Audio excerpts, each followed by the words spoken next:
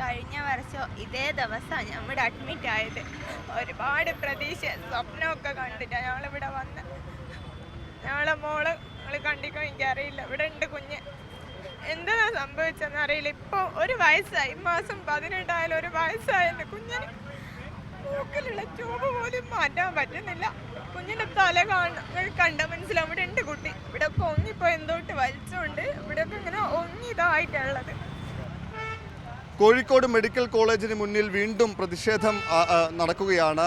ചികിത്സാ പിഴവ് ആരോപണത്തിലാണ് പ്രതിഷേധം. പേരാമ്പ്ര സ്വദേശി അനുശ്രീയുടെ പ്രസവ ചികിത്സയ്ക്കിടെ ഉണ്ടായ പ്രശ്നത്തെ തുടർന്ന്, ചികിത്സാ പിഴവിനെ തുടർന്ന് അവർക്ക് ഗുരുതരമായ ആരോഗ്യ പ്രശ്നങ്ങളുണ്ടായി. ഒപ്പം തന്നെ ഈ കുഞ്ഞിനും ആരോഗ്യ പ്രശ്നങ്ങൾ ഉണ്ടായി എന്നാണ് ആരോപണം. ഇപ്പോൾ അനുശ്രീയും ഭർത്താവും ഇപ്പോൾ നമ്മോടൊപ്പം ചേരുന്നുണ്ട്. എന്താണ് നിങ്ങളുടെ പരാതി? എന്താണ് നിങ്ങൾക്ക് സംഭവിച്ചത്? കഴിഞ്ഞ വർഷം ഇതേ ദിവസമാണ് ഞമ്മടെ അഡ്മിറ്റ് ആയത്. ഒരുപാട് പ്രതീക്ഷ സ്വപ്നമൊക്കെ കണ്ടിട്ടാണ് ഞങ്ങളിവിടെ വന്ന്.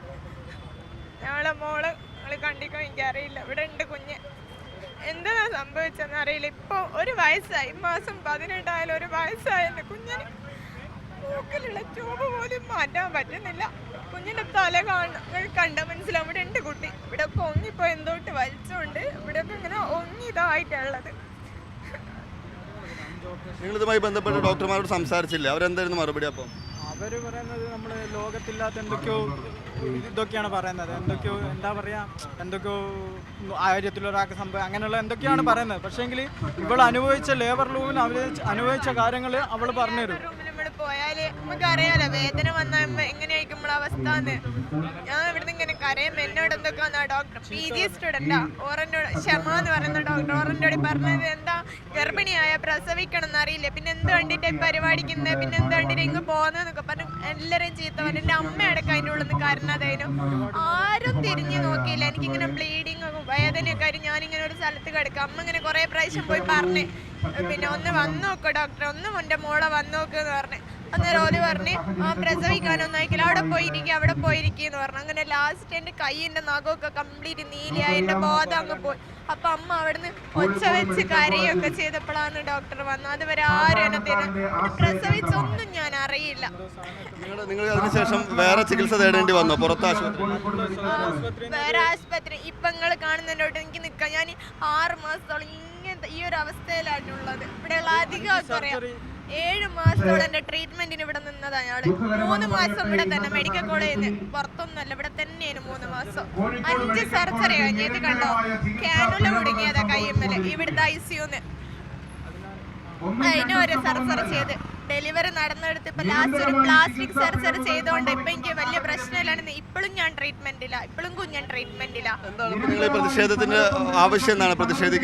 ആരൊക്കെയാണെന്നോ എന്റെയും കുഞ്ഞിനെ ദ്രോഹിച്ചോരൊന്ന് വെറുതെ വിടരുത്. അവർക്കൊക്കെ കർശനമായിട്ടുള്ള നിയമ നടപടി സ്വീകരിക്കണം. അത് ഏറ്റവും വലിയ കാര്യം. എന്റെ ഹസ്ബൻഡിന്റെ ജോലി വരും പോയി, നല്ലൊരു ജോലി. ഞാൻ ഒന്ന് റെഡിയായി വരികയായിരുന്നു. അപ്പോഴേക്ക് ജില്ലയുടെ ജോലി പോയി. എൻ്റെ അച്ഛനൊരു ജോലിക്ക് പോകാൻ പറ്റുന്നില്ല. കാരണം എൻ്റെ കുഞ്ഞിനെ നോക്കട്ടെ, എനിക്ക് കംപ്ലീറ്റ് കുട്ടീനെ നോക്കാനാവാനായില്ല. എനിക്ക് അധികം നേരം എടുക്കാൻ പറ്റൂല. അപ്പോഴത്തേക്ക് ഞാൻ തളർന്നു പോകും. എല്ലാവരും കുട്ടീനെ ഇങ്ങനെ നോക്കുക, ഫാമിലിയും ഫ്രണ്ട്സും റിലേറ്റീവ്സും എല്ലാവരും ആണ് ഞങ്ങളിപ്പോൾ സഹായിച്ചത്. ലേബർ റൂമിലെ കുട്ടീനെ എടുക്കുമ്പോൾ പിന്നെ എന്തോ ഇൻസ്ട്രുമെന്റ് ഇട്ട് വലിച്ചത് കാരണമാണ് കുട്ടിയുടെ തലച്ചോറ് ക്ഷതം സംഭവിക്കുക. ആ സമയത്ത് എന്തോ സംഭവിച്ചത് കാരണമാണ് ഇവിടെ ഗർഭപാത്രം നീക്കേണ്ടിയും വന്നത്. അതിനുശേഷം ഒരു 5 സർജറിക്ക് വിധേയമായി. 5ാമത്തെ സർജറി എന്ന് പറഞ്ഞാൽ പുറത്തൊരു ഹോസ്പിറ്റലിൽ വെച്ചായിരുന്നു ചെയ്തിട്ടുണ്ട്. അത് കൊളസ്ട്രോമി സർജറി എന്ന് പറഞ്ഞാൽ അത് മാത്രമാണ് സൊല്യൂഷൻ എന്നായിരുന്നു ഇവിടുന്ന് പറഞ്ഞുകൊണ്ടിരുന്നത്. അപ്പോൾ ഞങ്ങൾ പുറത്ത് അന്വേഷിച്ചപ്പോൾ ഒരു പ്ലാസ്റ്റിക് സർജറിയിലൂടെ ആ പ്രശ്നങ്ങളും പറഞ്ഞു. പക്ഷേ എങ്കിൽ ഇപ്പോഴും നേരാവണ്ണം കുട്ടീനെ എടുക്കാനോ പിടിക്കാനോ ഒന്നും കഴിയുന്നില്ല. പിന്നെ കുട്ടിയുടെ അവസ്ഥ, ഒരു വയസ്സായ ഒരു കുട്ടി ചെയ്യണ ഒരു കാര്യങ്ങളും കുട്ടിക്ക് ചെയ്യാൻ സാധിക്കുന്നില്ല. അറ്റ്ലീസ്റ്റ് നമുക്ക് ഭക്ഷണം പോലും വായിലൂടെ കൊടുക്കാനോ മറ്റു കുട്ടി കവന്ന് കിടക്കാനോ ചിരിക്കാനും പോലും കുട്ടിക്കില്ല. കുട്ടി മാനസിക ശാരീരിക വെല്ലുവിളികൾ ഇപ്പോൾ നേടുന്നത്. നമുക്ക് ആകെ പ്രതീക്ഷയുള്ള ഒരു കുട്ടിയാണ്.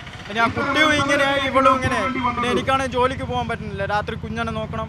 പിന്നെ നാട്ടിലുള്ള ആൾക്കാരുടെ സഹായങ്ങളും പിന്നെ കമ്മിറ്റിയുടെ ഇതിൻ്റെ ഒക്കെ പിന്നാലെകളാണ് ഞങ്ങൾ ഇത് ജീവിതം മുന്നോട്ട് പോകുന്നത്. പിന്നെ കുറ്റക്കാരായ ഡോക്ടർമാർക്കെതിരെ ശക്തമായ നടപടി സ്വീകരിക്കുക. നമുക്കുണ്ടായ പ്രശ്നങ്ങൾക്ക് അതിൻ്റെതായ രീതിയിലുള്ള പരിഹാരങ്ങൾ കണ്ടെത്തുക. പിന്നെ ഇതുവരെ FIR പോലും ഇട്ടിട്ടില്ല. ഞങ്ങൾ നേരിട്ട് സെപ്റ്റംബർ 4 കമ്മീഷണർക്ക് നേരിട്ട് കൊടുത്ത പരാതിയാണ്. ഇതുവരെ അതിലൊരു ഇതുണ്ടായില്ല. ജസ്റ്റ് ഒരു മൊഴിയെടുക്കൽ മാത്രമേ നടന്നിട്ടുള്ളൂ. പിന്നെ ഒരു ഇതുണ്ടായില്ല, ഒരു അന്വേഷണമോ കാര്യങ്ങളൊന്നും ഉണ്ടായില്ല ഇതുവരെ. എന്തായാലും ഗുരുതരമായ ആരോപണങ്ങളാണ് കോഴിക്കോട് മെഡിക്കൽ കോളേജിനെതിരെ ഈ അനുശ്രീയും പേരാമ്പ്ര സ്വദേശിനി അനുശ്രീയും അവരുടെ കുടുംബവും ഉന്നയിക്കുന്നത്. ഡോക്ടർമാർക്കെതിരെ അല്ലെങ്കിൽ കുറ്റക്കാർക്കെതിരെ പ്രവർത്തകർക്കെതിരെ നടപടി വേണം. ഒപ്പം തന്നെ അവർക്കുണ്ടായ സാമ്പത്തികമായ ബാധ്യതയ്ക്ക് ബന്ധപ്പെട്ട് ഗുരുതരമായ ഈ ആശുപത്രിയിലേക്ക് തിരിഞ്ഞു നോക്കുന്നില്ല. ബാധ്യതയുണ്ടായി. അത്തരത്തിൽ നഷ്ടപരിഹാരം വേണമെന്നുമാണ് ആവശ്യം. ഇപ്പോൾ പ്രതിഷേധം നടക്കുന്നത് നാട്ടുകാരുടെ നേതൃത്വത്തിൽ രൂപീകരിച്ച ആക്ഷൻ കമ്മിറ്റിയുടെ നേതൃത്വത്തിലാണ്.